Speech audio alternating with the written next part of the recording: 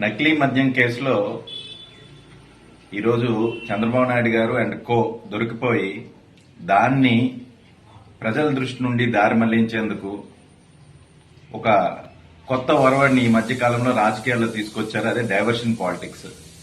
దానిలో భాగంగానే ఈరోజు జోగి రమేష్ గారిని అరెస్ట్ చేయడం మనం గమనిస్తున్నాం. ఈ సందర్భంగా నేను కొన్ని ప్రశ్నలు అడగాలనుకుంటున్నాను. అసలు నకిలీ మద్యం మూలాలు ఎక్కడున్నాయి? మీరు పూర్తిగా ఎంక్వైరీ చేసి తెలుసుకున్నారా?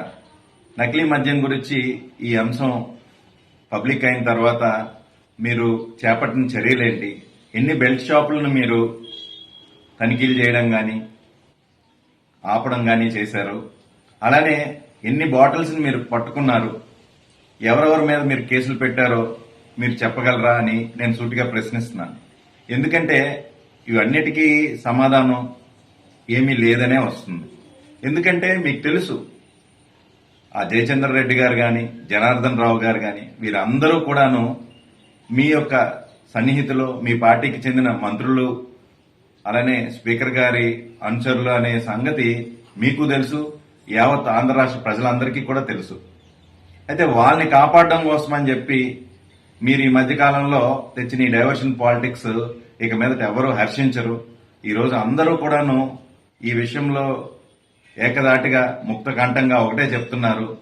రాష్ట్రంలో ఒక అరాచకమైన పరిపాలన జరుగుతుంది.